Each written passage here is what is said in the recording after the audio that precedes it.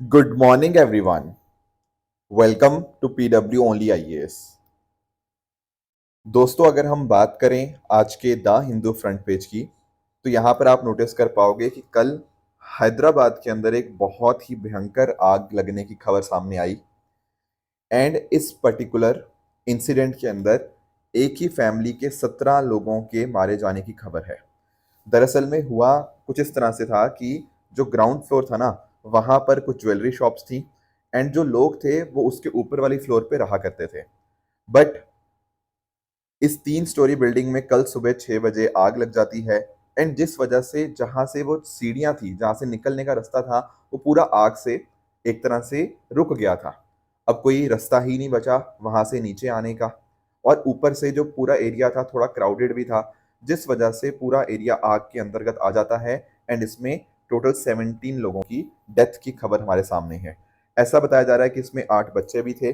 बाकी बहुत सारी कोशिश करी गई फायर ब्रिगेड के द्वारा भी कैसे इनको रेस्क्यू किया जाए। इवन जो ग्राउंड फ्लोर था वहां पर ड्रिल करके एक दीवार के माध्यम से लोगों को निकालने की कोशिश करी गई। पर जब तक ये सारा प्रोसेस हो पाया तब तक टोटल 17 लोगों की डेथ हो गई। अब प्रधानमंत्री जी ने भी इसके ऊपर शोक व्यक्त किया है। एंड साथ ही साथ तेलंगाना सरकार ने भी यहाँ पर टोटल 5 लाख रुपया जो अमाउंट है वो दी जाएगी इनकी फैमिलीज को। साथ ही साथ अगर हम बात करें दोस्तों, महाराष्ट्र के अंदर भी एक गारमेंट फैक्ट्री में आग लगने की खबर आई जिसमें भी 8 लोगों की डेथ हुई। तो यानी कि कल का दिन ऐसा रहा जहां पर फायर इंसिडेंट्स हमें देखने को मिले एंड लोगों की जान भी इसमें गई है। तो कोशिश दोस्तों यही होनी चाहिए कि इनका प्रॉपर जांच पड़ताल हो, क्या इसका रीजन था, प्रॉपर इवैक्यूएशंस होनी चाहिए ऐसे केसेस के अंदर, राइट। कैसे कैसे जल्दी स्विफ्टली मूवमेंट को किया जा सकता है। एंड हमारी जो फायर ब्रिगेड है उनको और हम कैसे मुस्तैद बना सकते हैं ताकि ऐसे इंसिडेंट्स के अंदर लोगों की जान बचाई जा पाए। ये कुछ सीख हमें देखने को मिलती है। दोस्तों, डेट है आज की 19 मई 2025 एंड आप सभी का स्वागत है आज के प्रीलिम बूस्टर न्यूज़ डिस्कशन में। स्टार्ट करने से पहले मैं आपको बता दूं कि अगर आपको इस सेशन की पीडीएफ चाहिए तो आप मेरे Telegram channel Rishabh Sharma sir PW यहाँ पर जाकर इसकी पीडीएफ को डाउनलोड कर सकते हैं। चलिए स्टार्ट करते हैं पहले टॉपिक के साथ। पहला टॉपिक हमें पढ़ना है पॉक्सो के regarding. I am very sure POCSO की फुल फॉर्म आप सबको पता होगी, protection of children from sexual offences. दरअसल में ना, जब मैं बात करता हूँ 18 साल के कम उम्र के बच्चों की, तो उनके लिए हमने स्पेशल एक एक्ट बनाया हुआ है, दैट इज पॉक्सो एक्ट 2012। जैसे फॉर एग्जांपल बच्चों को सेक्सुअल अब्यूज, सेक्सुअल हरासमेंट और पोर्नोग्राफी जैसी चीज़ों से बचाने के लिए, राइट, 2012 में एक अलग से एक्ट आया, पॉक्सो एक्ट 2012। अब आप नोटिस कर पाओगे जब भी ना लीगल प्रोसेस होता है तो ऐसा बताया जाता है कि लीगल प्रोसेस काफ़ी ज़्यादा कठिन हो जाता है। क्योंकि जैसे जो भी सामने वाला पर्सन है, पूरा का पूरा उसको प्रोसीजर से गो थ्रू करना पड़ेगा, चाहे इन्वेस्टिगेशन से लेकर पूरा ट्रायल के अंतर्गत। तो अगर एक बच्चा होता है ना, एक बच्चे के मानसिक संतुलन के ऊपर बहुत गहरा इम्पैक्ट आता है इस इन्वेस्टिगेशन और इस ट्रायल का। तो हमने पॉक्सो एक्ट के अंतर्गत कोशिश ये करी है कि सारी जो चीज़ें होंगी, सारे प्रोसीजर होंगे, वो बिल्कुल चाइल्ड फ्रेंडली होंगे। जैसे फॉर एग्जाम्पल कोई भी सेक्सुअल ऑफेंस होता है, चाहे वो कंटेक्ट है चाहे नॉन कंटेक्ट ऑफेंस है बच्चों के अगेंस्ट बिलो 18 ईयर्स, वो यहाँ पे कवर्ड रहता है। इसमें एक तो है टाइम बाउंड ट्रायल। ऐसा नहीं होगा कि ट्रायल चलती रहेगी, नो। कॉग्निसेंस से लेकर 1 साल के अंतर अंतर यहाँ पर आपके ट्रायल को कंप्लीट करना पड़ेगा। साथ में ही अगर मान लीजिए किसी ने ऐसा इंसिडेंट रिपोर्ट करवाने से मना कर दिया या फिर उसने रिपोर्ट नहीं करवाया, तो ऐसा करने पर भी पेनल्टी उसके ऊपर लगाई जाएगी। तो मैंडेटरी रिपोर्टिंग है, हम बच्चों का खास ध्यान यहाँ पे रख रहे हैं। इसके अलावा अगर हम बात करें, जो भी ट्रायल्स होंगे वो इन कैमरा ट्रायल्स होंगे, ताकि ऐसा ना हो कि बार बार क्रॉस एग्जामिनेशन हुए जा रहा है, बच्चों को बार बार सेम बयान देने में काफ़ी दिक्कत आ रही है। ये सब चीज़ों को रोकने के लिए यहाँ पे इन कैमरा ट्रायल्स यहाँ पे करवाए जाते हैं। इसके अलावा जो स्टेट गवर्नमेंट है उनको एम्पावर किया गया है कि वो एक्सक्लूसिव पॉस्को ट्रायल्स के लिए स्पेशल कोर्ट्स यहाँ पे बनाएं। एंड आप ध्यान में रखिएगा कि ये बच्चियों के लिए तो है ही है, उसके अलावा जो male and transgender child victims हैं उनके लिए भी है। तो ये जो एक्ट है आपको जेंडर न्यूट्रल देखने को मिल जाएगा। अब ये तो हो गया इसका स्टैटिक पार्ट। अभी न्यूज़ में क्यों आया है? न्यूज़ में दोस्तों इसलिए आया है क्योंकि सुप्रीम कोर्ट ने यहाँ पर सेंटर को आदेश दिया है कि आप एक काम करिए, डेडिकेटेड पॉक्सो कोर्ट्स जो है वो यहाँ पर स्टैब्लिश होने चाहिए अक्रॉस ऑल द स्टेट्स। पहले भी यहाँ पे सुप्रीम कोर्ट ने बोला था कि हर डिस्ट्रिक्ट जहाँ पर 100 से ज़्यादा एफआईआर है ना, वहाँ पर कम से कम एक कोर्ट तो होना ही चाहिए। एंड अगर मान लीजिए पेंडेंसी 300 केसेस से ज़्यादा है तो उस केस में तो उस डिस्ट्रिक्ट में 2 कोर्ट्स होने ही चाहिए एक्सक्लूसिवली जो इसी को डेडिकेटेड हो। तो ये सारी चीज़ें थी जो हमें पता होनी चाहिए। बाकी अगर मैं बात करूं तो आप नोटिस कर पाओगे total 754 fast track special courts देखने को मिल जाएंगे, जिनमें से 404 एक्सक्लूसिव पॉक्सो कोर्ट्स फंक्शनल हैं एंड जिन्होंने आज तक 3 लाख से भी ज़्यादा केसेस को यहाँ पे डिस्पोज कर दिया है। तो ये कुछ बात थी पॉक्सो के बारे में जो आपको पता होनी चाहिए। नेक्स्ट दोस्तों आते हैं ASI completes conservation work in Lodhi era stepwell. थोड़ा इसको अंडरस्टैंड करने की कोशिश करते हैं। दोस्तों दिल्ली के अंदर ना एक राजों की बॉली है, बाउली आप सब समझते होंगे, राइट। ये राजों की बॉली क्या है? राजों जो वर्ड आया ना यहाँ पे, ये वर्ड आया है राज मिस्त्री से। मिस्त्री जो मजदूर है ना, उनके नाम से ये वर्ड आया राजों। तो ध्यान रखना ये राजों का मतलब राजा नहीं है, नो। राजों का मतलब यहाँ पे राज मिस्त्री है। बेसिकली पता क्या है, जब महरौली जो जगह है, जो महरौली आपको दिल्ली में देखने को मिलेगा, जब इसको बसाया जा रहा था ना, तो बहुत सारे राजमिस्त्री, बहुत सारे जो मजदूर थे वो काम किया करते थे।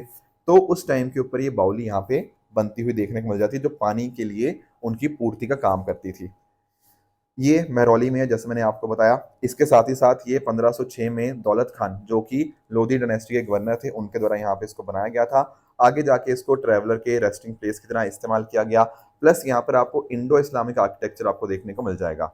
ये एक यू शेप का 4 टियर्ड स्टेपवेल है, ठीक है ना। इस तरह से आप सीढ़ियों के माध्यम से नीचे उतरते हो एंड वहां पर आपको पानी देखने को मिल जाएगा, राइट। इंडो इस्लामिक आर्क्स आपको देखने को मिल जाएंगी, लोधी पीरियड का प्लास्टर वर्क आपको देखने को मिल जाएगा। तो डेफिनेटली ये जो आपका बाउली है ना, ये बताता है कि किस तरह से जो वाटर सिस्टम इस तरह से हम रिस्टोर कर रहे हैं, इनको रिस्टोर करना इंपॉर्टेंट है क्योंकि क्लाइमेट चेंज आता है, राइट। उस केस में water management is very very important. Past में भी हम ऐसी चीज़ें यहाँ पे डेफिनेटली किया करते थे। अभी क्यों न्यूज़ में आया है? अभी न्यूज़ में इसलिए आया है क्योंकि ASI और साथ ही साथ वर्ल्ड मॉन्यूमेंट फंड इंडिया, इन्होंने मिलकर यहाँ पर इसका कंजर्वेशन वर्क राजाओं की बॉली का यहाँ पर किया है। अब ये क्या है सर, वर्ल्ड मॉन्यूमेंट फंड? देखो इसको ध्यान में अंडरस्टैंड करना, ये दरअसल में एक नॉन प्रॉफिट ऑर्गेनाइजेशन आपको देखने को मिल जाएगी। ये आपके अलग अलग कल्चरल हेरिटेज साइट्स को प्रिजर्व करने का ही यहाँ पे काम करती है और इसके हेडक्वार्टर आपको न्यूयॉर्क में देखने को मिल जाएंगे। इसके अलावा अगर आप मैं बात करूँ आर्कियोलॉजिकल सर्वे ऑफ इंडिया की, ये तो आप लोग जानते ही होंगे कि ये मिनिस्ट्री ऑफ कल्चर के अंतर्गत आती है एंड इसका काम यही है कि देश के जो कल्चरल हेरिटेज है उसको यहाँ पे प्रिजर्व एंड प्रोटेक्ट करना।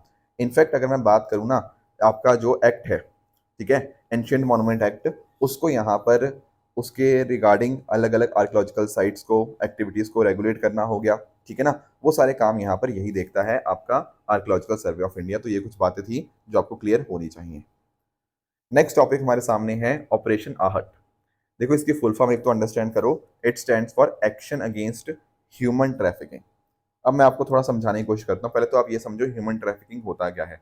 देखो ह्यूमन ट्रैफिकिंग के अंदर ना अलग अलग तरह के ऑफेंसेस हो सकते हैं, जैसे फॉर एग्जांपल सेक्सुअल एक्सप्लॉयटेशन हो गया, या फिर डोमेस्टिक सर्विट्यूड। डोमेस्टिक सर्विट्यूड क्या होता है, जैसे मान लीजिए कोई डोमेस्टिक वर्कर है, अब वो काम अपनी मर्जी से नहीं कर रहा, या तो उसको काम के लिए पैसा नहीं दिया जा रहा या फिर उसको बहुत ही कम पैसा दिया जा रहा है और वो अपने काम को छोड़ के भी नहीं जा सकता, तो एक तरह का फोर्स्ड लेबर ही हुआ। इसके अलावा अगर मैं बात करूं ऑर्गन हार्वेस्टिंग की, इसमें क्या होता है, देखो एक पर्टिकुलर पर्सन के जो ऑर्गन्स होते हैं उनको उनको मर्जी के खिलाफ उनको सर्जिकली रिमूव कर दिया जाता है, उसको बोलते हैं ऑर्गन हार्वेस्टिंग, ठीक है। जैसे मान लो किसी की किडनी निकाल ली या ऐसा कुछ कर दिया, वो सब ऑर्गन हार्वेस्टिंग के अंदर आएगा। ये सारी अलग अलग जो इश्यूज होते हैं ना, ये ह्यूमन ट्रैफिकिंग के अंतर्गत आ जाते हैं। अब आप लोग जानते होंगे कई बार बच्चों को या कई बार कुछ लोगों को इस तरह से ट्रेन के अंतर्गत ना यहाँ पर ह्यूमन ट्रैफिकिंग उनकी करी जाती है। तो उसी लिए ना हमारी जो RPF है, रेलवे प्रोटेक्शन फोर्स, उसके द्वारा यहाँ पर ऑपरेशन आहट चलता है। ये ऑपरेशन आहट यही है, एक्शन अगेंस्ट ह्यूमन ट्रैफिकिंग। अभी क्या हुआ है, अभी रिसेंटली 4 माइनर बच्चियों को ना हमने रेस्क्यू किया है एट रक्सौल रेलवे स्टेशन।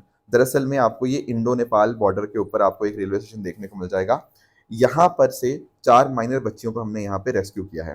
तो ये जो ऑपरेशन आहट है, ये आपकी RPF का एक फ्लैगशिप कैंपेन देखने को मिल जाएगा, जहाँ फोकस होता है वल्नरेबल इंडिविजुअल्स को प्रोटेक्ट करना, खास करके चिल्ड्रन को। और इसके लिए एंटी ह्यूमन ट्रैफिकिंग यूनिट्स को यहाँ पे सेटअप किया गया है क्रॉस द रेलवे नेटवर्क। तो अगर हम बात करें 2024-25 की, तो 929 विक्टिम्स को रेस्क्यू किया गया है, जिसमें 874 तो बच्चे ही थे। इसके साथ ही साथ अगर हम बात करें ठीक है। 274 ट्रैफिकर्स को भी अरेस्ट किया गया है, जो सारा ये काम करते हैं ह्यूमन ट्रैफिकिंग का, उनको भी यहाँ पे अरेस्ट कर लिया गया है। So this is regarding the operation आहट। नेक्स्ट हमारा जो टॉपिक है वो है सागर माथा संवाद। आप लोग संवाद के बारे में जानते हो? हाँ जी सर, संवाद का मतलब होता है डायलॉग, डिस्कशन, है ना। और अगर मैं बात करूं सागर माथा की, तो सागर माथा दरअसल में दुनिया के सबसे tallest mountain that is mount Everest के नाम पर रखा गया है। तो एक्चुअल में पता क्या होता है, काठमांडू के अंदर यानी कि नेपाल के अंदर यहाँ पर आपको सागर माथा संवाद आपको देखने को मिल जाएगा। एंड इसमें हमारे union environment minister Bhupendra Yadav भी जाते हैं। एंड वहाँ पर वो बात करते हैं कि किस तरह से हमें माउंटेन इकोसिस्टम को प्रोटेक्ट करना है। एंड हमने यहाँ पर ना एक्शन प्लान भी बताया। एक्चुअली आप नोटिस करना, पहले तो सागर माथा संवाद की, इसमें इस बार की थीम थी climate change, mountain and the future of humanity. ये एक बहुत हाई लेवल ग्लोबल डायलॉग आपको देखने को मिल जाएगा, जो फोकस करता है किस तरह से हम इन्वायरमेंटल चैलेंजेस जो आपके माउंटेन्स के ऊपर देखने को मिल रहे हैं, उनको एक तरह से माउंटेन्स को बचाने की। इसके साथ ही अगर मैं बात करूं तो भारत ने एक्नॉलेज किया कि किस तरह से हिमालयन देशों के बीच में आपस में इकोलॉजिकल और कल्चर टाइज वो शेयर करते हैं। एंड डेफिनेटली इस तरह से साथ में मिलकर कंजर्वेशन बहुत अच्छे से किया जा सकता है। जैसे आप लोग ना IBCA के बारे में जानते होंगे, इंटरनेशनल बिग कैट अलायंस, ठीक है। तो बिग कैट्स को प्रिजर्व करने के लिए हमने ये अलायंस यहाँ पे स्टार्ट किया हुआ है, तो वो भी बहुत ज़्यादा हेल्पफुल है।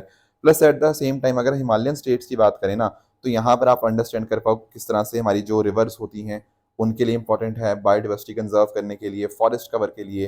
तो डेफिनेटली बहुत सारे एफर्ट्स हैं, इनके लिए काम किए जा रहे हैं। एंड इंडिया ने भी यहाँ पर एक 5 पॉइंट का एक ग्लोबल एक्शन प्लान यहाँ पे बताया है। दरअसल में these are the 5 action points, इसी को हमने क्या बोला है, global mountain action framework.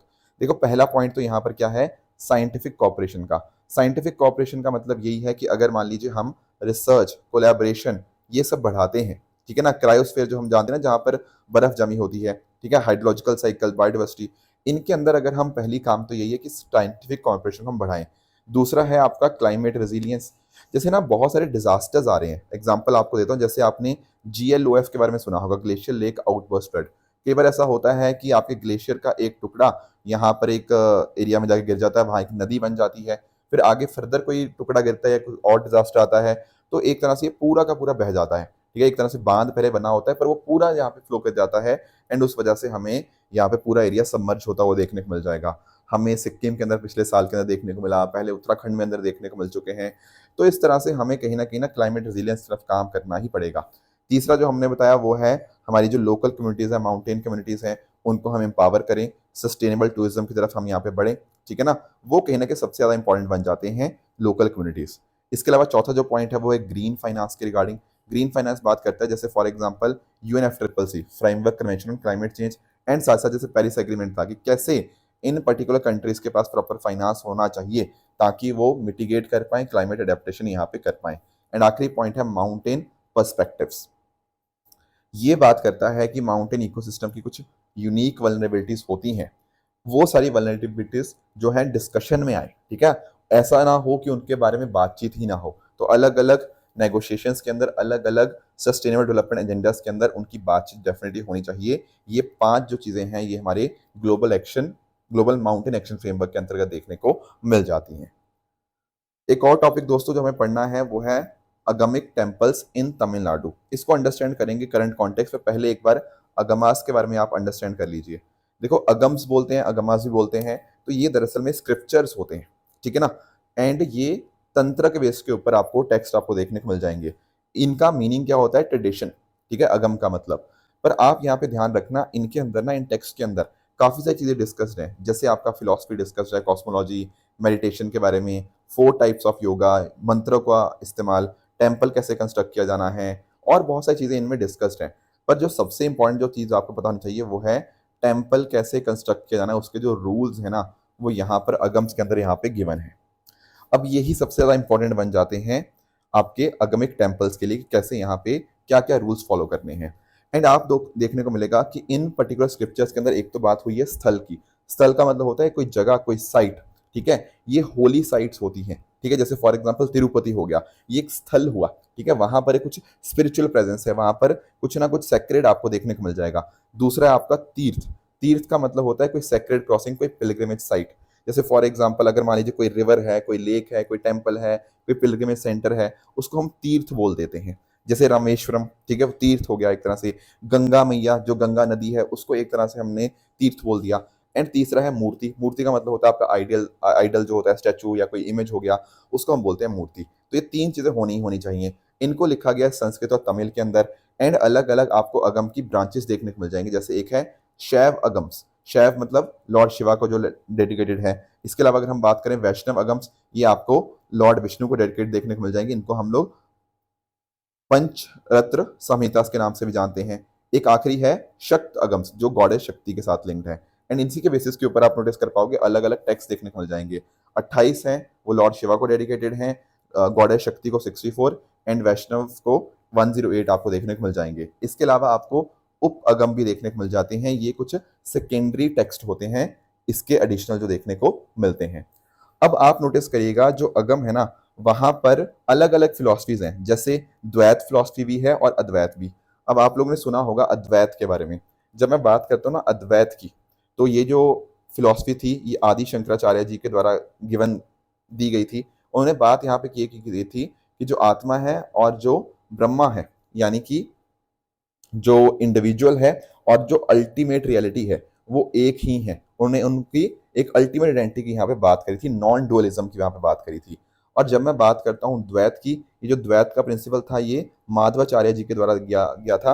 And उन्होंने बात की डुअलिस्टिक व्यू की या डुअलिज्म की। उन्होंने यहाँ पे डिस्टिंक्शन किया between God, individual soul and आपके जो मटेरियल वर्ल्ड के बीच में। एंड इसी के बेसिस के ऊपर आप नोटिस कर पाओगे अलग अलग टेक्स्ट आपको देखने को मिल जाते हैं। ये कुछ नाम है जैसे ईश्वर संहिता, नारद पंचरत्न, स्पंदा प्रदीपिका एंड साथ साथ महानिर्वाण तंत्र। ये कुछ एग्जाम्पल आपको अगम टेक्स्ट के देखने को मिल जाते हैं। एंड डेफिनेटली कुछ बहुत इंपॉर्टेंट टेम्पल्स भी हैं तमिलनाडु के अंदर, खासकर जैसे आपका बृहदेश्वर टेम्पल हो गया, मीनाक्षी टेम्पल हो गया, रंगनाथ स्वामी टेम्पल हो गया। ये सारे अलग अलग टेम्पल्स आपको देखने को मिल जाएंगे। पर अभी पता क्या हुआ है, अभी तमिलनाडु के अंदर बहुत ही बड़ा डिस्प्यूट चल रहा है on these kind of temples. क्या डिस्प्यूट चल रहा है? देखो आपने देखा ना कि अगमिक स्क्रिप्चर्स जो हैं वो बताती हैं टेम्पल्स कैसे कंस्ट्रक्ट करने हैं, प्लस वहाँ पर प्रॉपर नॉर्म्स वगैरह भी गिवन है। जैसे फॉर एग्जांपल ये जो टेम्पल्स है ना, यहाँ पर जो पुजारी हो सकते हैं वो कुछ स्पेसिफिक सेक्ट से ही हो सकते हैं। पर तमिलनाडु की सरकार ने क्या किया था, रिसेंटली एक रिफॉर्म लाया। उसमें उन्होंने बोला कि कोई भी जो इंडिविजुअल जो ट्रेंड है ना, चाहे वो किसी भी कास्ट का हो, वो यहाँ पे पुजारी बन सकता है। अब लोगों ने इस पे ऊपर ऑब्जेक्शन रेज किया कि ये तो यार अगमिक स्क्रिप्चर्स के अगेंस्ट है। ठीक है, कहीं ना कहीं कोई बंदा थोड़े टाइम में ट्रेनिंग कर लेगा एंड अकॉर्डिंगली इससे क्या होगा, वो भी पुजारी बन जाएगा। उससे कहीं ना कहीं इस टेम्पल की सैंक्टिटी डिस्टर्ब होती है। तो इस वजह से काफी सारे लोगों ने यहाँ पे इसके रिगार्डिंग प्रोटेस्ट किया। तो यही मुद्दा फिर कोर्ट में गया, तो सुप्रीम कोर्ट ने यहाँ पर एक कमेटी बनाई है, मद्रास हाई कोर्ट, ठीक है ना, जो कि मद्रास हाई कोर्ट ने जो कमेटी बनाई थी उसको सुप्रीम कोर्ट ने रिक्वेस्ट किया है कि आप आइडेंटिफाई करिए अगमिक टेम्पल्स कौन से हैं, नॉन अगमिक टेम्पल्स कौन से हैं इन द कमिंग 3 मंथ्स। इसलिए यहाँ पे ये न्यूज में था। बाकी अगर हम बात करें प्लेसेस इन न्यूज की, तो मैंने कल आपको लेक वॉस्टॉक के बारे में आपसे पूछा था। दोस्तों जब हम बात करते हैं ना लेक वॉस्टॉक, तो आपको ध्यान में रखना है ये अंटार्कटिका में आपको बहुत ज्यादा इंपॉर्टेंट बन जाएगी। दरअसल में यहाँ पता क्या हुआ था, अभी रिसेंटली यहाँ पे कुछ सर्वेस हुए थे जिनको हम बोलते हैं एक्सट्रीमोफाइल माइक्रोबियल सर्वेस। होता क्या है ना, अगर मान लीजिए हम ऑर्गेनिज्म को स्टडी करते हैं अंडर एक्सट्रीम एनवायरनमेंट, मान लो बहुत ज़्यादा गर्मी के अंदर या बहुत ज़्यादा लो टेम्परेचर में या प्रेशर के अगेंस्ट हो गया, एसिडिटी के अगेंस्ट हो गया, तब उनको बोलते हैं हम एक्सट्रीमोफाइल रिसर्च। अब ऐसा ही एक एक्सट्रीमोफाइल माइक्रोबियल लाइफ के ऊपर एक तरह से रिसर्च यहाँ पे होती है लेक वॉस्टॉक के अंदर अंटार्कटिका में। तो ये लोकेशन इसलिए डेफिनेटली बहुत ज़्यादा इंपॉर्टेंट हमारे लिए बन जाती है। ये वन ऑफ द लार्जेस्ट सब ग्लेशियर लेक्स आपको देखने को मिल जाएगी। बाकी कल के लिए आपका होमवर्क रहेगा लेक ओहरिट के बारे में। इसको भी आप पढ़िएगा, बताइएगा कमेंट्स के अंदर कि क्या इसका कहाँ पर है ये लोकेशन। बात करें दोस्तों ट्रू एंड फॉल्स की, यहाँ पर आपके सामने कुछ स्टेटमेंट्स हैं, इनको आप पढ़ के बता सकते हो इनमें से कौन सा सही है कौन सा गलत है। एंड कल जो मैंने आपको होमवर्क दिया था एक था ऑपरेशन ब्लैक फॉरेस्ट के रिगार्डिंग। तो जो पहला स्टेटमेंट है, बिल्कुल ये स्टेटमेंट अपने आप में बिल्कुल करेक्ट है। महादई रिवर की अगर हम बात करें ना, तो इसमें आप नोटिस करिएगा जो महादई रिवर है ये महाबलेश्वर के पास में से नहीं ओरिजिनेट होती, बल्कि ये जो भीमगढ़ वाइल्ड लाइफ सेंचुरी है ना कर्नाटका की, वहां से स्टार्ट करती है एंड फ्लो करती है इनटू अरेबियन सी। ठीक है, सिलीगुड़ी कॉरिडोर की बात करें तो definitely narrow stretch of land है जिसको हमने चिकन स्नैक भी देखा था। तो ये स्टेटमेंट अपने आप में करेक्ट है। एंड लास्टली बात करें वर्ल्ड फूड प्राइस की, तो फूड एंड एग्रीकल्चर ऑर्गेनाइजेशन नहीं बल्कि आपका जो वर्ल्ड फूड प्राइस फाउंडेशन है वो यहाँ पर इसको एडमिनिस्टर करती है, इसलिए ये स्टेटमेंट आपका इनकरेक्ट बन जाएगा। तो दोस्तों ये थी हमारी आज की डिस्कशन। इस तरह से आप सब लोग अपने एंड पे हार्ड वर्क करते रहिए। Thank you so much for joining. All the very best.